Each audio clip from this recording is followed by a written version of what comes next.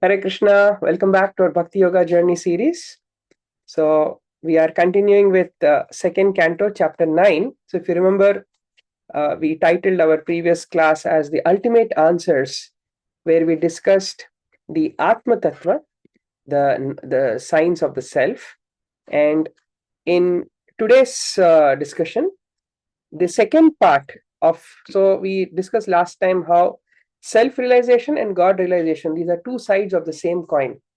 And so, if last time discussion was centered around Atma Tattva, today we are going to understand Bhagavad Tattva, understanding the science of the Supreme Lord.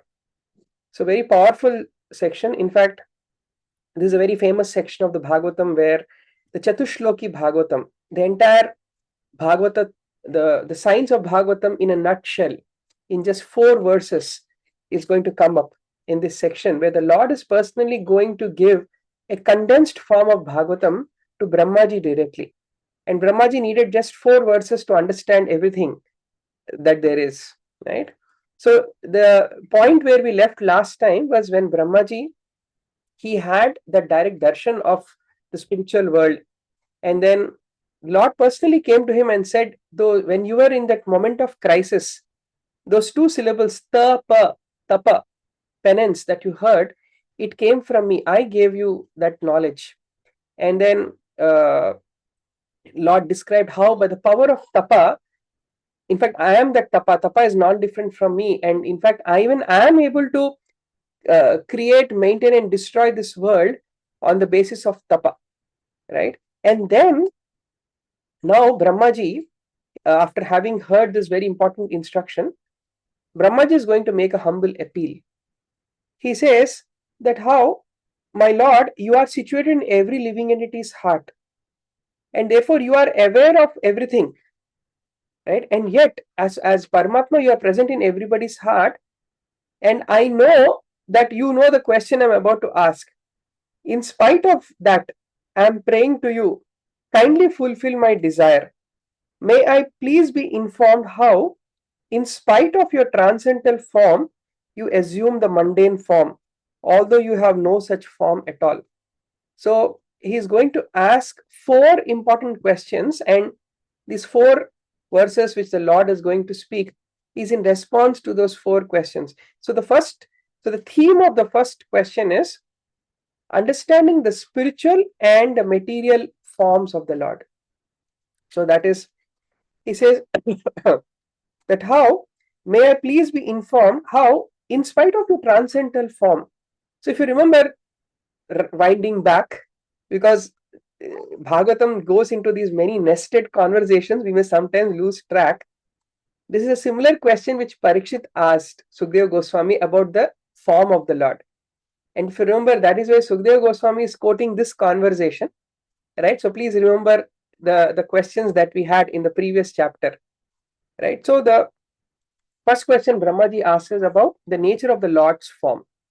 And then he asks that, and please inform me how you, by your own self manifested, by your own self, yet manifested different energies for creation, maintenance, and destruction. So, what are the signs of your energies? Right? First, I want to know about your spiritual and material forms. And second, I want to understand how your energies work. Right? Because, O Master of all energies, please tell me philosophically all about them. You play like a spider that covers itself by its own energy, and your determination is infallible. If you look at a spider, sometimes a spider looks like it is caught in the web.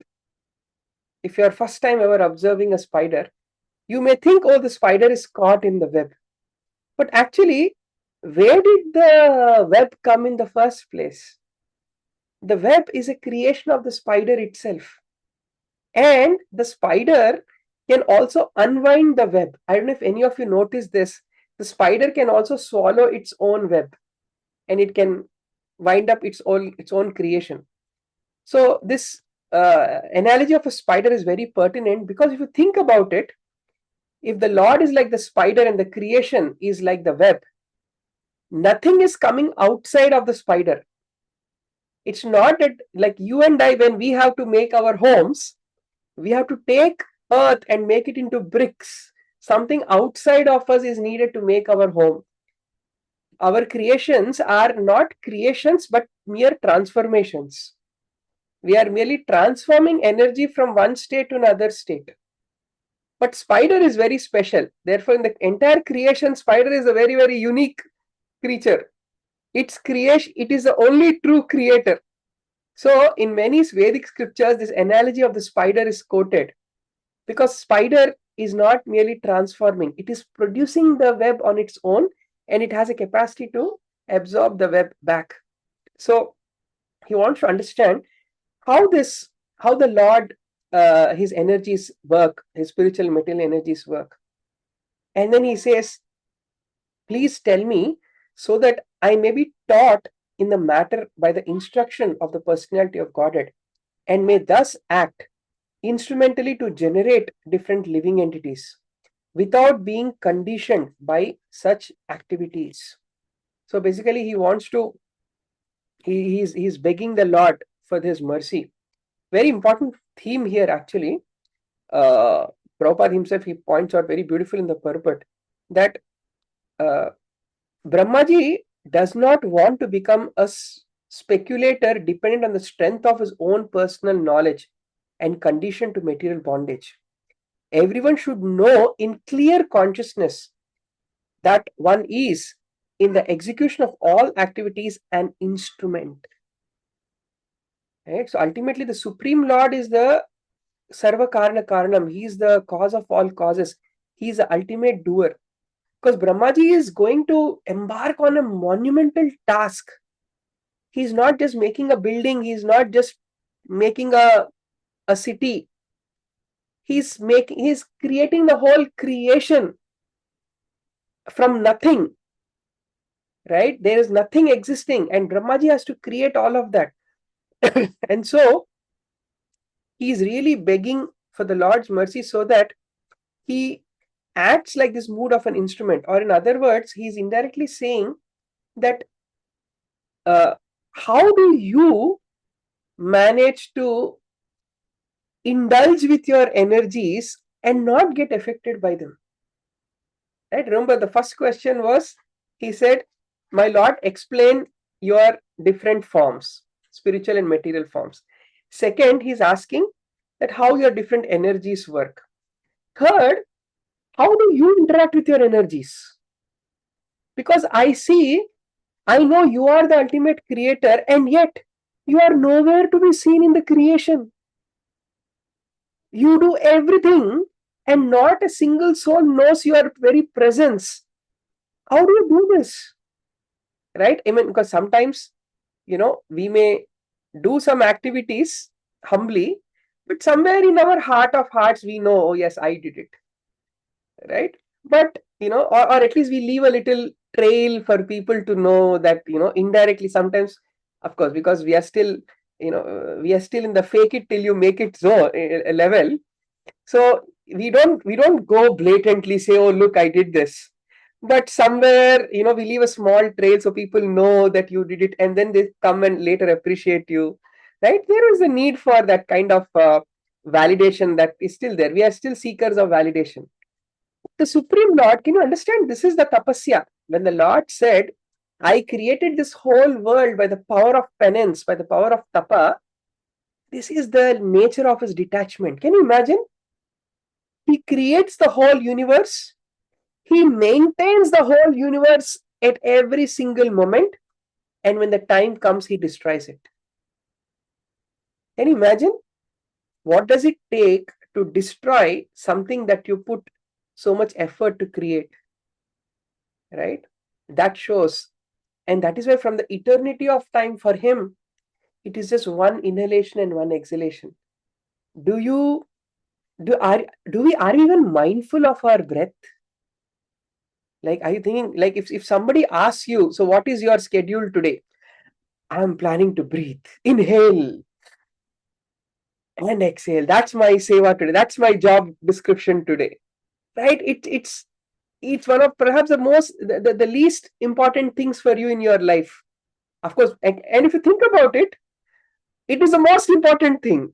And yet we are so mindless about it. Right? We don't count it as an important activity. Right? So that is how insignificant the whole creation is for the Lord. And he expands. If you remember, we discussed how the different Purusha avatars, when we went through the whole uh, the creation episode in 2.5 and 2.6, the whole blueprint of creation, how the Lord expands into different Purusha avatars and then the Guna avatars. In the material energy is his expansion. So how it's not that he's just very casual about this task. He really put a lot of thought behind this creation. And how amazingly he created this world where the jiva, if it wants, it can further entangle itself in a cycle of gratification. But the same design can also enable for it to get elevated into liberation. It's like the same product can liberate you or entangle you. Can you imagine to create something, right?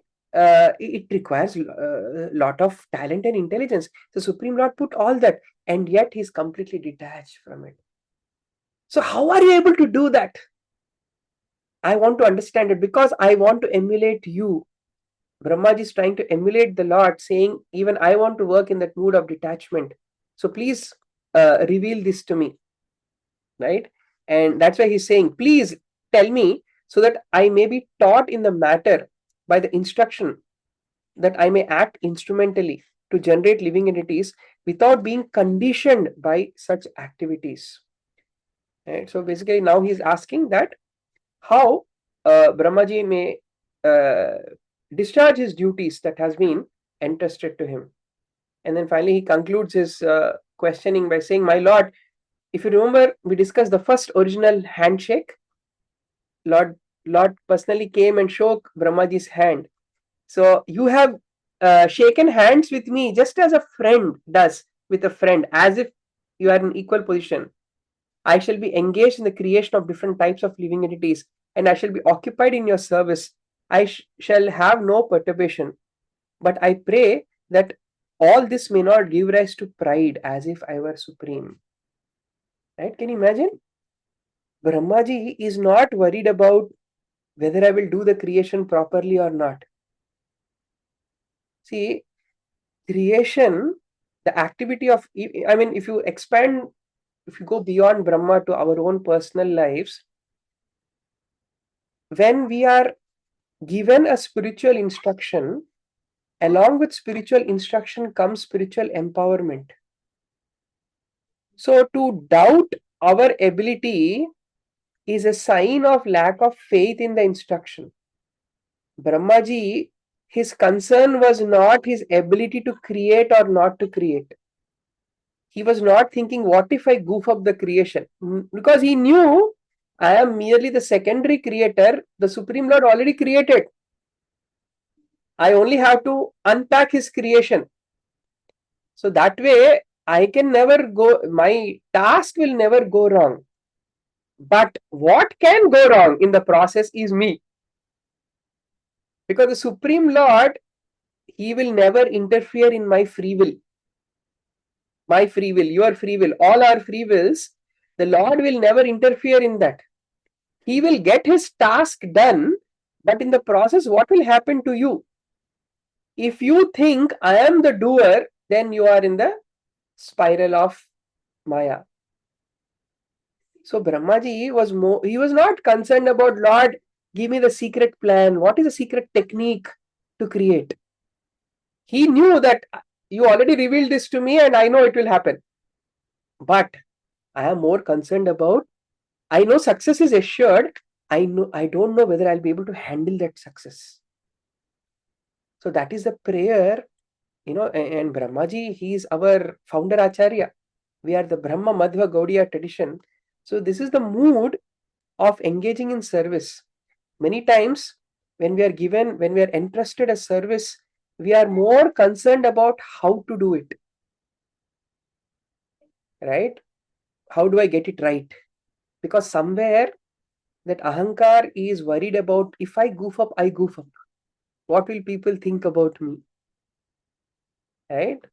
which means if as long as you think you are the doer, you are living a highly stressful life. The moment you understand Supreme Lord is a doer, then your focus shifts from how will the work be done. It will be done. Your focus is not on that, but rather, will I be able to handle the effects, the after effects of that success? So Brahmaji here is praying that, I pray that all this may not give rise to pride as if I were the supreme. And so beautifully Prabhupada writes in the purport that the Lord is so kind, sometimes he empowers his devotees to do tasks more than him. He cites the example of Hanuman, and if you read Ramayana, especially except Ram killing Ravan, everything else Hanuman did in Ramayana. Who found Sita? Hanuman. Who gave assurance to Sita and threatened Ravan? Hanuman. Who built the bridge to Lanka? Hanuman. Who saved Lakshman and Ram from the poisonous arrow? Hanuman. Right? So the real hero actually is Hanuman. If you think about, except for even while killing Ravan also, Hanuman helps Ram in his own beautiful way. Right? That's another story. But the point here is, but is Hanuman the real hero? Because Hanuman understood Ram is using me as an instrument. Right? Again, if you see, go one yuga later, entire Mahabharat war, who is the hero? The Pandavas. Arjuna is the hero. Right? What was Krishna doing? Just taking care of horses. That was his job description in the war. Right? But he empowers his devotees to take all the glory. Right? Become my instrument. Nimitta matram savyasachi, bhava savyasachi. So the Lord may empower his devotees to take greater credit. Right? Srila Prabhupada also very humbly he would say that Lord Chaitanya Mahaprabhu, if you see, I mean, what was the impact of Chaitanya Mahaprabhu? He preached in 2 states, maybe 3 if you take Vrindavan, Bengal, Odisha. And that time Bengal and Odisha were one province. So technically it's just two provinces Chaitanya Mahaprabhu preached. What did Prabhupada do? He preached all over the world. So who's more powerful? Right? So if you use your material logic, right? But then Prabhupada said that, yeah, Mahaprabhu empowered me, right? So that I can be his humble instrument and spread his message all over the world, right? So like that. So that's the nature of a pure devotee. They give all the credit to the Lord and one spiritual master. So Brahmaji also, and for Brahmaji both are the same. The Lord and spiritual master is his Lord, and the Lord is a spiritual master. So Brahmaji is now he asks his very, very pertinent questions, and Prabhupada he summarizes all these 4 questions in text number 31, and he says, and the Lord now begins his reply. In fact, these 2 verses 31 and 32 are also, they're like the prelude to the Chatushloki Bhagavatam. It starts from 33. So first the Lord says, Jnanam parama guhyam me yat vijnana samanvitam. He says that knowledge about me as described in scriptures, Jnanam parama guhyam, it's very confidential. And yet vijnana samanvitam, it has to be realized in Prabhupada actually gives a deeper purport in the translation itself. Something is not very evident, but as we read these next 4 verses, 5 verses, it will become more clear. He says, it has to be realized in conjunction with devotional service. That's how Prabhupada translates it. The text actually says it has to be understood with realization. Realization of what? Realization of bhakti. That will be clear later. Then, sa rahasyam, very confident. What is that sa? What is that confidential aspect? Right? That most confidential aspect. If you remember when we discussed the Bhagavad Gita, Krishna talks about this Raja Vidya, Raja Guhya. The same Raja Guhya or Sa Rahasyam are very synonymous. So if you remember in that chapter 9 chapter, we discussed how if the confidential knowledge is knowledge of Krishna as the absolute truth. The Pashyame Yogameshwaram, the inconceivable potencies of the Lord, if that is the confidential, the king of knowledge, Raja Vidya, the most confidential knowledge is a science of devotional service. So that same theme, the Lord is speaking in a cryptic way, but don't worry, our acharyas are going to unpack all the secrets, and he says, "Sa rahasyam tad angam cha." So the most confidential knowledge, along with its angas. Angas means its limbs, its subsidiaries, right? Gahana gaditam maya. So the necessary paraphernalia for that process is also being explained by me. So our acharyas very beautifully highlight that this realization of the absolute truth has to be understood along with Sa Rahasyam, the most confidential aspect of Bhakti, Prema Bhakti specifically, which is the most the love of Godhead, the science of love of Godhead, and Tad Angam. Angam means what is that limb of Prema Bhakti? It is Vaidhi Bhakti, or devotional service practice along with practice under regulation. So that science of Vaidhi Bhakti and or the Sadhana Bhakti and the Prema Bhakti is what that the Lord is going to reveal in the Chatushloki. And then he says, all of me, yavan aham yatha bhavo yat rupa guna karmakaha, all my form, rupa, guna, my different qualities, karmakaha, all my activities, let all be awakened within you by factual realization. Tatheva tattva vijnanam, not just some theoretical. Let they be revealed within you. Astute, astu, Lord is blessing him. Mat anugrahat. Very powerful, this word mat anugrahat. One cannot understand these deeper esoteric topics without the Lord's mercy. It is not an academic study. It is not some intellectual gymnastics just by learning Sanskritam and becoming a scholar in Shaddarshanas and in the different Sanskritam grammar. You cannot decode these aspects, because only by the Lord's mercy can one understand these. That's the sign. And if you see, when you read these 4 verses, the Lord does not speak so directly. But when you read through Prabhupada's purports, then it becomes so much more clear. Right? So this Mad Anugrahat, how this science can only be understood by the mercy of the Lord, is very, very important. Right? And now he first replies to the first question, which is where Brahmaji asks about the Lord's material and spiritual forms. He says, Aham evasam evagre na anyat yat sat asat param. Aham, I, eva, indeed, it is only me that existed agre in before the creation. Nothing else existed. There was nothing else before this creation other than me. Nor was there the material nature. Even Prakriti did not exist before creation. That which you see now is also me. Okay, somebody may, okay, let's unpack the whole, let's read the translation and unpack it step by step. So the personality of Godhead said, I was existing before the creation when there was nothing but myself. Nor was there the material nature, the cause of this creation. That which you see now is also I, the personality of Godhead. And after annihilation, what remains will also be I, the personality of Godhead. So one of the popular theories is how the Lord is a product of material energy.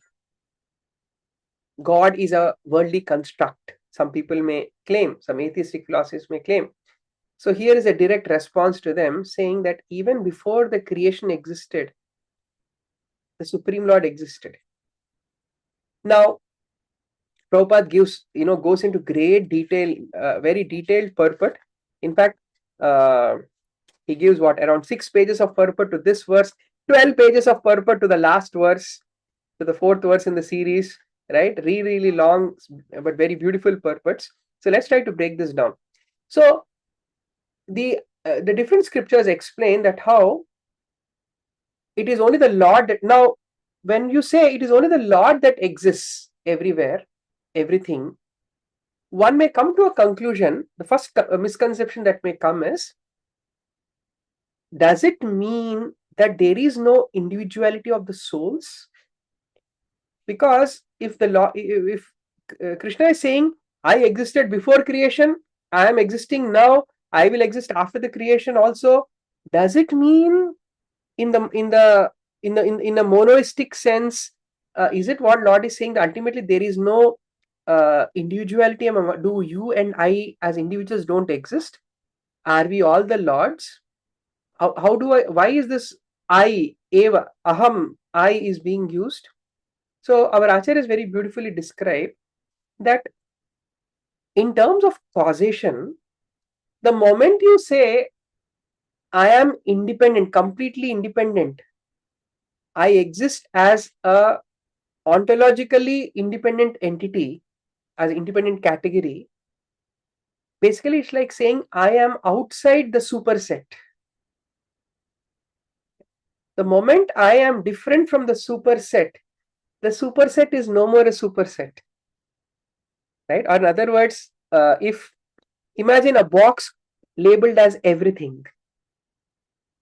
If something does not belong to the box called as everything, then that box cannot be labeled as everything. It is everything minus that. So in terms of causation, you, me, this laptop screen that you're looking at, the mobile that you're holding, it is all part of that one supreme. So to establish the fact that nothing can exist independent of the Lord, such statements of oneness are used in scriptures. And that's why Prabhupada very beautifully he quotes his famous Katha Upanishad verse, Nityo Nityanam Chetanas Chetananam. How among the many eternals there is one supremely eternal. Among the many sentient there is one supremely sentient. And what is the nature of this one? Eko Bahunam Yo Vidhati Kaman. That one is supporting and maintaining and fulfilling the needs of all the other sentient entities. So, okay, so one may say, okay, I understood that Lord existed before the creation.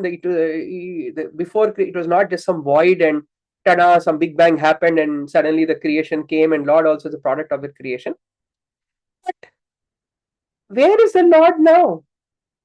He says, no, now whatever you see is also me.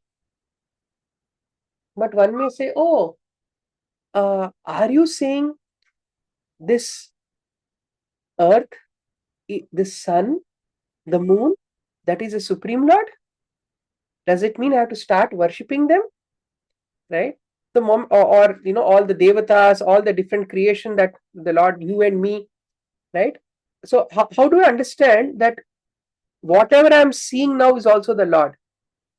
So the moment you say if the creation is not God, then you are saying, did we remove something out of God and make the creation? Does it mean while the creation is running, while the creation is existing, is the Lord incomplete? Right? So this is the principle of Purnata. Purnata means completeness. Like the famous invocation prayer, one of the famous Shanti mantras which Prabhupada also quotes in the Ishopanishad, Om Purnamadaha Purnamidam. Right? That the Supreme Lord is complete, the creation is complete. And or to put it in a more mathematical way, one of the best ways you can understand the concept of Purnata is infinity. Infinity, if you remove anything out of infinity, still infinite remains. If you add infinity to infinity, infinity only remains. It doesn't become two infinities. So this is the nature of the Supreme Lord, that even when the creation is happening, it is not that he becomes incomplete, because he is that creation as well. A theme which is very important, which will come later on as a practical application. And he says, even after annihilation also, what will remain is me. Which means Just like how the spider it creates, from nothing it creates. While the creation is there, the spider is still there, maintaining the web. If somebody comes and damages the web, it goes and maintains it, the constant maintenance is going on. And at the end, the spider also absorbs it. What remains is the spider. So like that, what happens after creation also is me. So basically, he says, and very important point, Prabhupada highlights a very important point, by using the word aham, he doesn't use the word tat. Tat is a neuter gender. But aham indicates a personal aspect, indicating that the Supreme Lord as a person exists before the creation. The Supreme Lord as a person exists during the creation. The Supreme Lord as a person exists after the creation. And our Gauri Vaishnava Acharyas go into much more esoteric understanding. Actually, what Krishna is revealing to Brahmaji here is, I existed before the creation in Goloka. Before the creation was there, I am there. My Golok Dham is there. My Nitya abode, my eternal abode is there with my eternal pastimes. And even while the creation is going on, I am in Goloka and yet I am here simultaneously. Goloka eva nivasati akhilatma bhutao. I am present in Goloka yet in all living entities. And when the creation is wound up, it is not that everything becomes one void, but the spiritual world will remain. My spiritual form will still remain. So if you remember, Brahmaji's first question was, Lord, what is your spiritual form and what is your material form? If the spiritual abode is my spiritual form, where I exist in my spiritual form, the abode is also my form. This creation is my material form. So that is why when we discuss the universal form, the Purusha Sukta prayers, and again the universal form is going to come back in the next chapter again, right? So this material creation is like the material form of the Lord, whereas he exists in his beautiful Sachidananda Swarupa in the spiritual world. That also exists. So these are the two different forms of the Lord. So Brahmaji, his first question is clarified that way. But sometimes one may ask, from reading scriptures, but the Upanishads sometimes explain that the whole universe, Sarvam Khalau Idham Brahman, everything is ultimately Brahman. So how do we relate that? In the beginning of creation, there is Brahman. In the end, everything goes back into Brahman. How do you understand that? So our Vaishnavacharyas explain, actually that statements are non-different from what Krishna has been explaining here, because that Brahman effulgence is nothing but the aura around the Supreme Lord. So it is not a contradiction to say that in the beginning Brahman existed, or it's like saying I existed or my effulgence existed. It's one and the same. So like that, one should not see a contradiction through such statements like that. So very beautifully, the first verse, it explains the personal form of the Lord and how the Lord is not dependent on material energy, but rather matter is dependent on him, because this whole material world is a material form of the Lord. Then second verse, the 34th verse, the second in the Chatushloki, he says, O Brahma, whatever appears to be of any value, if it is without relation to me, has no reality. Know this as my illusory energy, that reflection which appears to be in darkness. So if you remember how the Lord's energies work, the science of his energies was Brahmaji's second question. So very interesting how Krishna is explaining about his energies. He says, whatever appears to be of any value, if it is not in relation to me, it is Maya. So let me read a Sanskritam. We'll try to read something in between the lines. He says, Rite artham, without any value, yet pratiyeta, whatever appears, na pratiyeta chatmani, and which is not in relation to me, tat vidyat atmano mayayam. Know that to be my Maya. Yatha abhasho yatha tamaha. Just like how there's a reflection in the darkness. Now, reflection in the darkness. What do you mean reflection in the darkness? Is there any reflection in a dark room? Like imagine you stand in front of the world's most expensive mirror, but it's in a dark room. What will you see? Only darkness, right? So this is a very interesting way of describing the Lord and his energies. So here is specifically talking about Bhagavan's Atma Maya. Atma Maya means one's own energies. Now, the Lord has two kinds of energies. Actually, if you see the specific question that Brahmaji asks, right? So Brahmaji, when he asks about the Lord's different energies, he says that Yathatma Maya Yogena Nana Shakti Upabrahmitam. Yatha Atma Maya Yogena. So he uses very interesting choice of words. He uses the word Atma Maya and Yoga Maya. Combining these two words, he uses one common term, Atma Maya Yogena. So our Vaishnavacharyas, they like to describe that when you're describing Lord's energies, they are broadly classified into two types. One is the material energy, the Daivi Maya or the Maha Maya or the commonly used word Maya.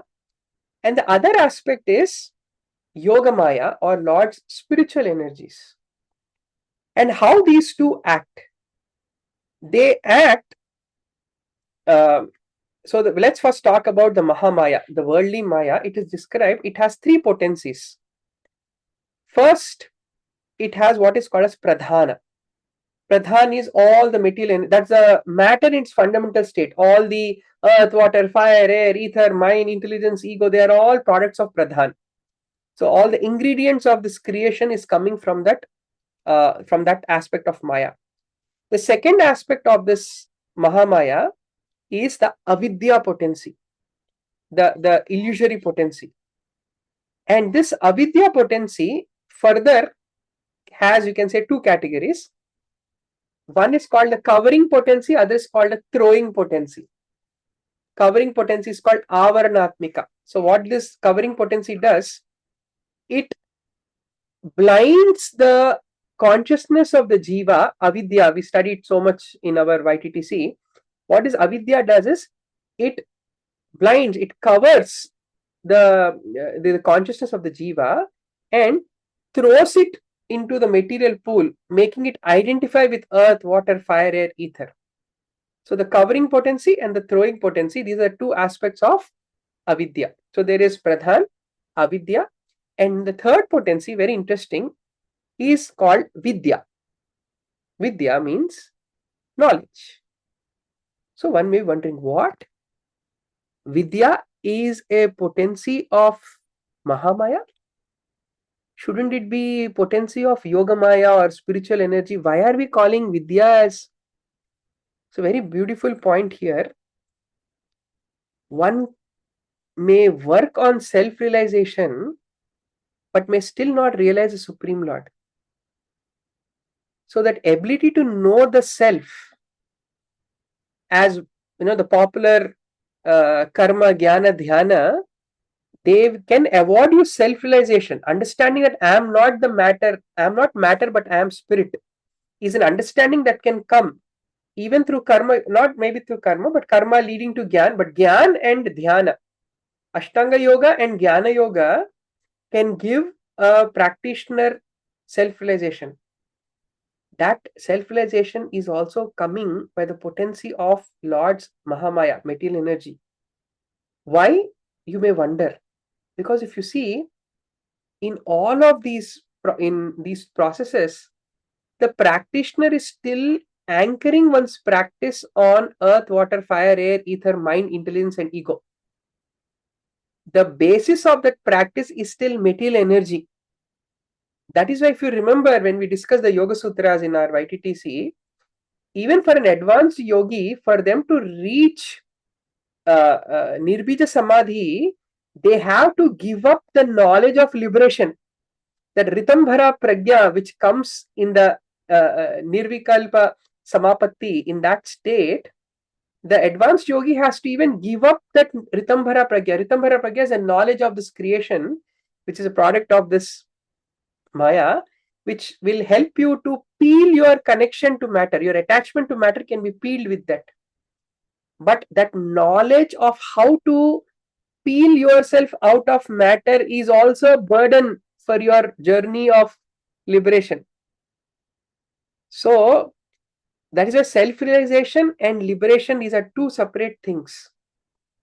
So that's why when our scriptures, when they glorify the process of bhakti yoga as being superior, they are putting it in that context. Again, Lord himself is going to speak about that. So let's talk about it. But the important point here is that how the Lord's energies, the Maya Shakti, how it works, it has Pradhan, Avidya, and even the Vidya potencies. Yoga Maya, now the same verse can also be used, and this is how beautifully our acharyas describe. The same verse can also be used in terms of describing how Lord's Yogamaya works. Mother Yashoda, you think she's stupid? I mean, you know the size of baby Krishna, and she brings a rope and she starts binding him, and yet the rope falls short, and she goes to the house, gets more rope, again it falls short. You think she doesn't have the intelligence to figure out that, okay, if this is the circumference of Damodar's waist, how much will a baby be, right? And this is the length of the rope. So 2 pi r. She may not be a mathematician, but at least she has enough brains to figure out how much rope I need to bind this child. And yet, she was endeavoring and thinking something, I'm making some mistake. Right? How does it happen? This is Lord's Yogamaya covering the consciousness of that person to enhance the exchange of that Vatsalya Bhava, that parental affection. So that just like how when the living entity rebels against the Lord and wants to forget the Lord's Maya Shakti, his own energy, Maya, which becomes Mahamaya, it can cover the consciousness of the living entity thinking, okay, you are the supreme. Think now you are the supreme. Lord convinces us that we are the supreme. Just like that, when a pure devotee wants to serve the Lord and exchange rasa with the Lord, then the same Lord's potency can also bewilder. So therefore, do not think the residents of Vrindavan do not understand the greatness of the Lord, but rather they are so absorbed in the sweetness that the Lord's Yogamaya potency covers their understanding of greatness. And when needed, they also talk about it. If you see Gopi Git, gopis who are the most exalted devotees, they glorify the Lord in all his greatness in his song. When Krishna lifts Govardhan hill, all the residents of Vrindavan, they come and say, I think this boy of yours is not an ordinary boy. And Gargamuni predicted at the time of his name giving ceremony that he is Supreme Lord Narayan himself. Maybe he is the Supreme Lord himself. And suddenly Nanda Maharaj says, I don't know about that. When the lightning strikes and the thunder sound comes, this boy comes and hides between my legs inside my dhoti. How can he be God? I have to protect him. Mother Yashoda sees the entire universal form in Krishna's mouth. And she is struck in awe and reverence. Suddenly Krishna closes his mouth and smiles like a little child, and immediately Mother Yashoda forgets everything. Oh, my dear Kanha, I have to feed you. Come, I think you must be hungry. Right? So how does this happen? This is the Atma Maya of the Lord. This is how beautifully the same Maya Shakti can work, how it works in the spiritual world and how it works on the conditioned living in the material world. Right? So the point here is that from a more at our level of application, what we need to understand here is that it is the Supreme Lord's energies that are present everywhere. Our inability to see that is what influences us to be under the external energy. And that aspiration to see the Supreme Lord's presence in everything grants us access to that spiritual Maya, Yoga Maya. But nevertheless, the Jiva is always under the influence of that shelter potency of the Lord, the Maya potency of the Lord, right? And then, how does the Lord interact with his energies? Very powerful. He says, Yatha Mahanti Bhutani, just like how all the elements of creation, right? Please know that all the universal elements enter into the cosmos, and at the same time, they do not enter into the cosmos. How does this happen? So, if you think about it, our bodies are made of earth, water, fire, air, ether. So, does it mean somewhere earth, water, fire, air, ether is getting depleted in the universe? Right? No. Earth, water, fire, air, ether will always exist independent of me. My existence or non-existence has nothing to do with the elements of creation. The elements of creation exist independent of all of us. While the whole creation is comprised of these elements, the elements have their own independent standing. Likewise, I myself also exist within everything created, and at the same time, I am outside of everything. Very similar concept Krishna explains in the 9th chapter. Maya tatham idam sarvam jagat avyakta murtina. And then he says, he says, everything exists in me, and he says, nothing exists in me. Nachamasthani bhutani pashyame yogameshwaram. Nothing rests in me. This is my mystical power. So this understanding, this is the detachment the Lord exhibits. He is present in everything and yet not present. He is present in everything in the form of his energies, and yet he is not possessive about it. That way, consciousness-wise, he is detached from this creation. That is why he is able to so easily destroy what he created. Right? So this aspect of how, because so as sadhakas, what is important for us is, if you choose not to see the Lord in the creation, he will fulfill that desire of yours by saying, yes, look, I am outside of everything. I don't exist in this creation. But if you choose to see the Lord in every aspect of this creation, he will make his own statement come true. I myself also exist within everything created. This is the difference between the vision of a pure devotee and the vision of a materialistic devotee. That's why Prabhupada in the Purport, he quotes Premanjana Churita Bhakti Vilochalena, the famous Brahma Samhita verse, saying that how only those pure devotees whose eyes are smeared with the ointment of love of Godhead observe the Supreme Lord Govinda everywhere. So this verse actually is a beautiful segue to the sign. So this is actually a verse of describing prema. One who sees me in everything and sees everything in me, for such a person, I am never lost, nor is he ever lost to me. Krishna says in the 6th chapter of the Bhagavad Gita. So this understanding of how the Lord is in the creation for one who is looking for him. And the Lord doesn't exist in the creation for the one who is not interested in him simultaneously. This is that inconceivable nature of the Lord. So this verse is actually talking about, you may think that we may, at our level, we may focus on how Lord is not in the creation, he's outside the creation. But actually our acharyas say this is the verse representing the prema.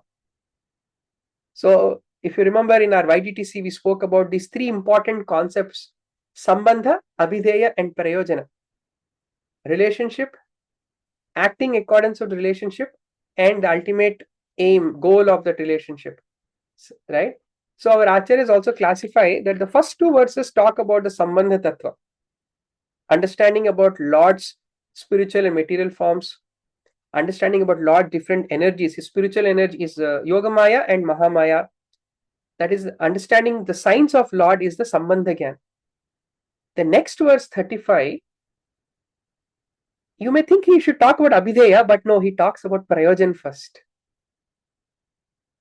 Why?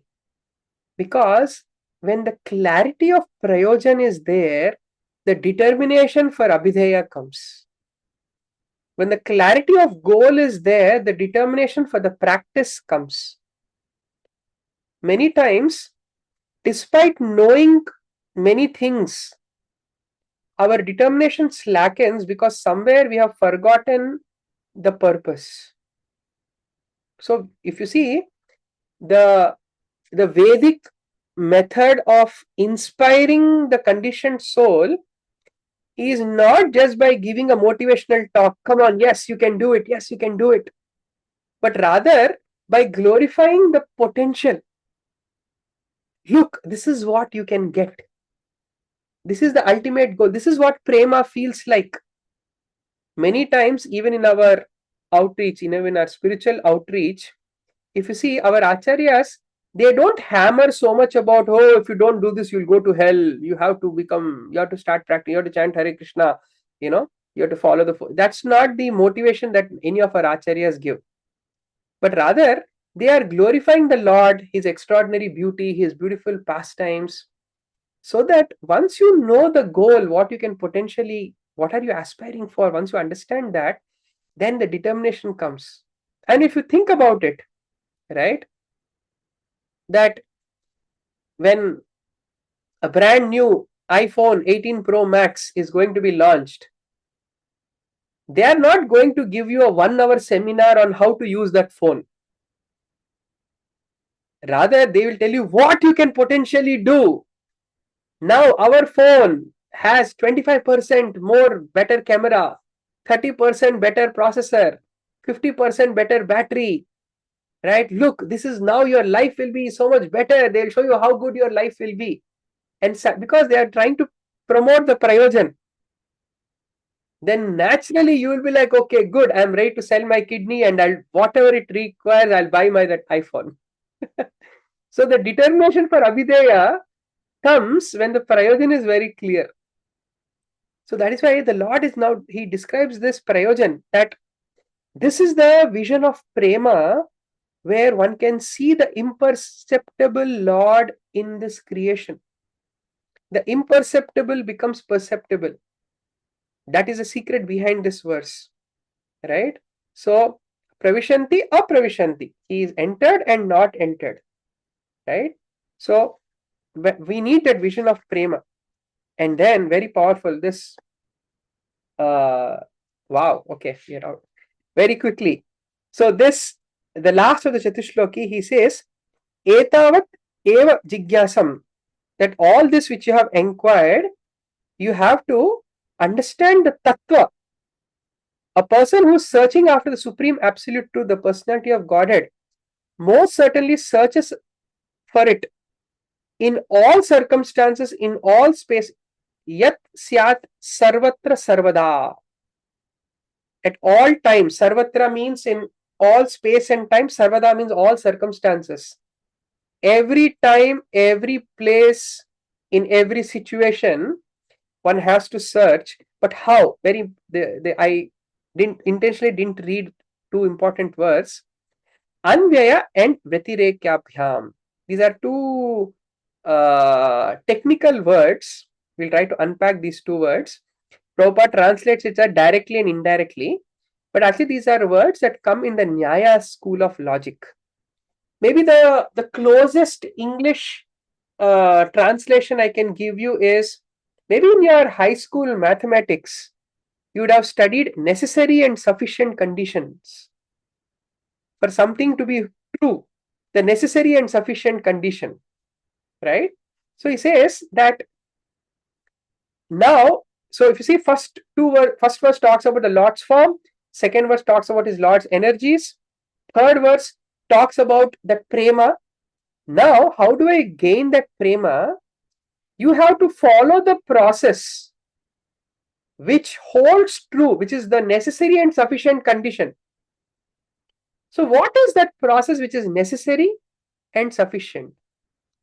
Prabhupada already revealed to us that it is Bhakti Yoga, but we'll try to put that Bhakti Yoga to test. Is it really necessary and sufficient condition? Because let's see the different options we have. First option we have is, of course, Karma Yoga. But even a Karma Yogi also says Kayena Vasa Manisendriya, where whether you are acting with your body, mind, or Buddhi Atmana by your intelligence, or by your Swabhava if you are acting. Karoti yattat sakalam parasmai Narayana samarpayami. Ultimately, the goal of all my actions is Narayan. If I do not have that mood of offering everything into Narayan, my Karma Yoga is not going to be fulfilled. Which means for Karma Yoga to be successful, the necessary condition is it has to have an element of devotion. You don't need, just by merely Jnana and Karma, one can, Jnana and Ashtanga, one cannot master Karma Yoga. Even for Karma Yoga to be successful, that Narayana et Samarpayami, that mood of offering it to the Lord has to be there. Otherwise, your Karma Yoga will not be successful. Right? What about Jnana? Maybe Jnana can award me. I don't have to depend on Bhakti. If you look at the classical Upanishadic texts, Prabhupada would many times quote this verse, Yasya deve para bhaktir yatha deve tatha kuru, that how success in this path of knowledge comes when there is bhakti towards the Supreme Lord and one's Guru. So that bhakti is needed. Or another very famous Nayam Atma Pravachan Labhyo. Just by mere scholarship, one cannot attain liberation. So Jnana is not a discursive process. It's not an academic process, right? But Bhaktyamam Abhijanati, only by devotion one can understand, like that. Or even Sripad Shankaracharya, in his very, very famous compilation known as Viveka Chudamani, he also writes that how that Swarupa Anusandhanam. He says that Moksha Karana Samagyam Bhaktireva Garishyasi. Moksha Karana, for the cause, for moksha to happen, among all the causes of liberation, Bhaktir Eva Garishyati, the topmost is Bhakti. So, which is a very hardcore Jnana process also. And there are many other, for example, even in a very famous Jnana Yoga text known as the Yoga Vashishta, in that also it is described that how for Vairagya to come, na jnanam jayate pumsam vina bhaktim kathanchana. Knowledge can never arise in a person without bhakti. Right? And then he says again, Ishvara Guru Vakyasya Satyata Buddhi Purvakaha na pravritti sa bhaktir iti kathate.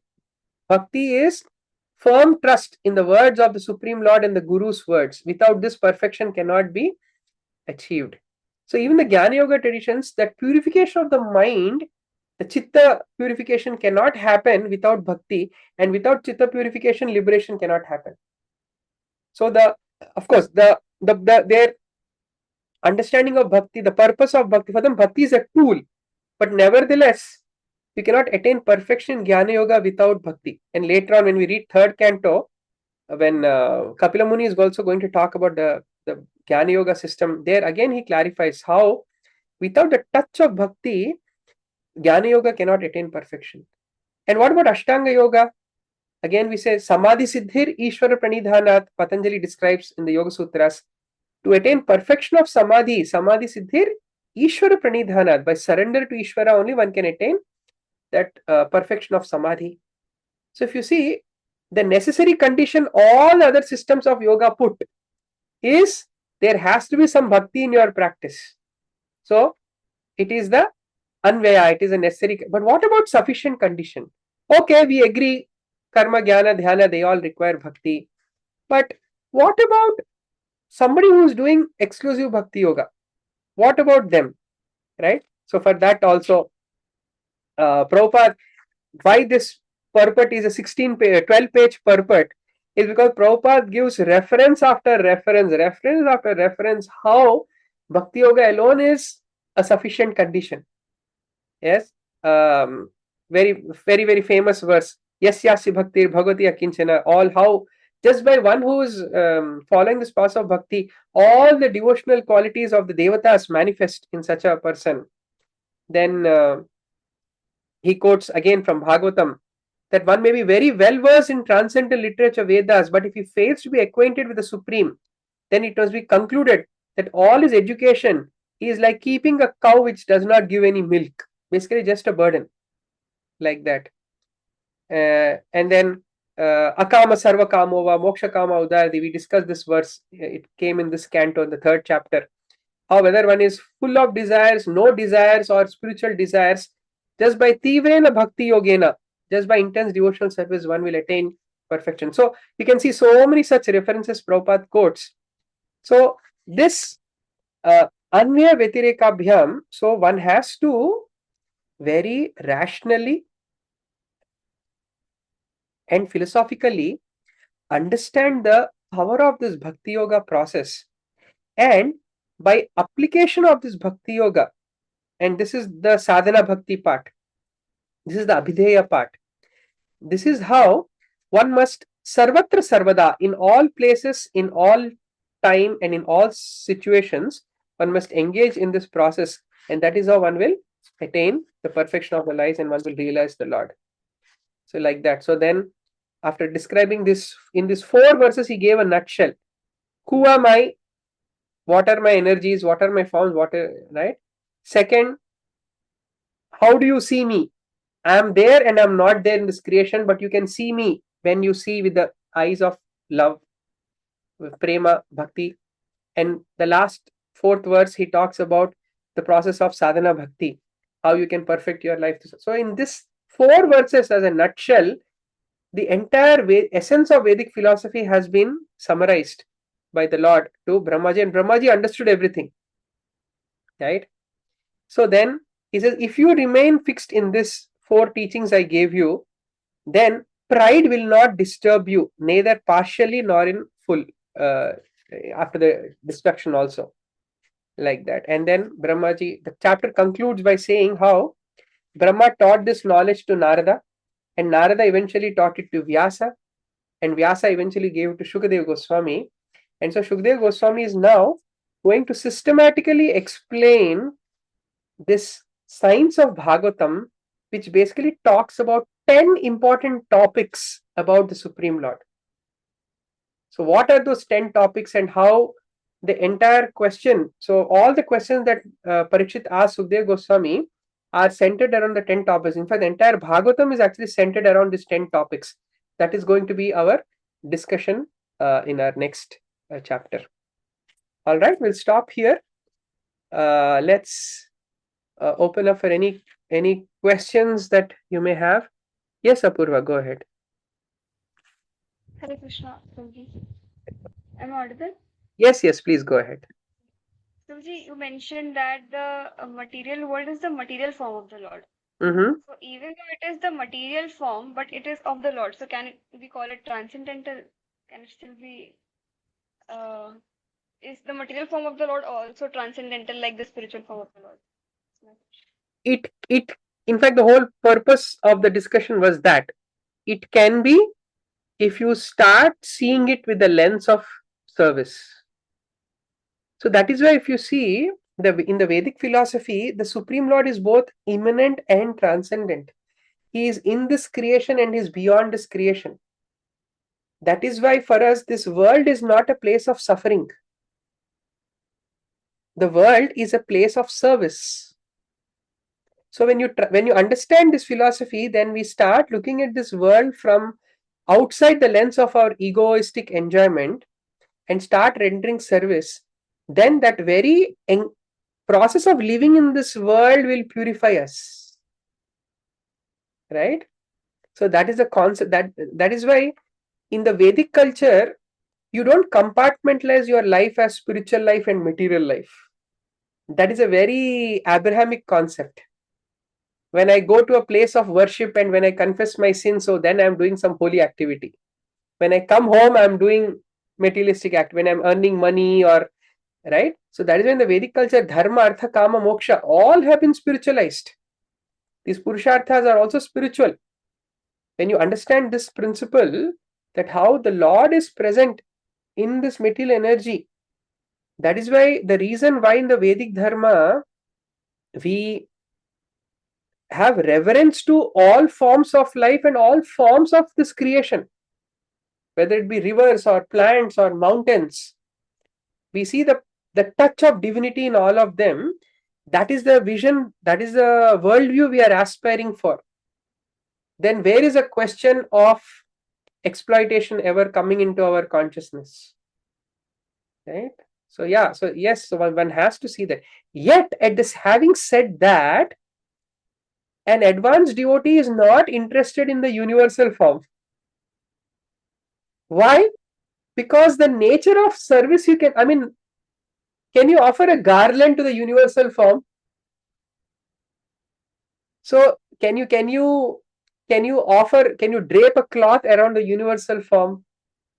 The element of exchange of rasa is not there with the universal form. Therefore, advanced devotee, while they still understand, yes, the Lord, this is the material form of the Lord, I am not interested in that, because there is no question of exchange of rasa with the material form of the Lord.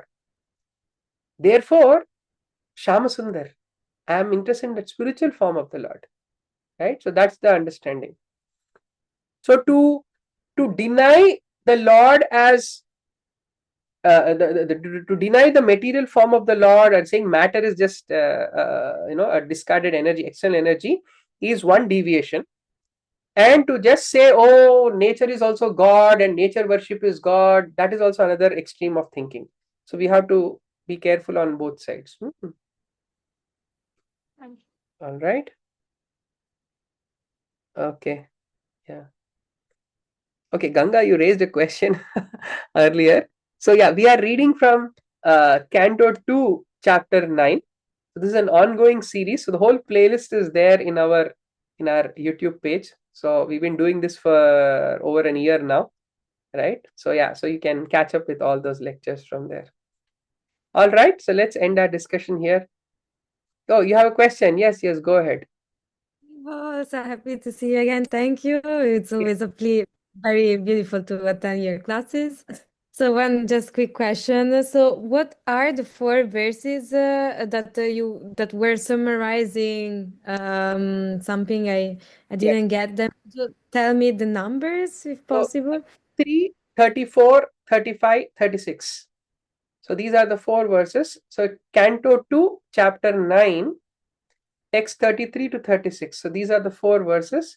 And Prabhupada gives very beautiful explanation. Please, everybody, please, please make some time in this week and read those very nice exhaustive purports. All right. Okay, let's end our discussion here. Thank you all so much. See you all next week. Hare Krishna. Thank you. Thank you.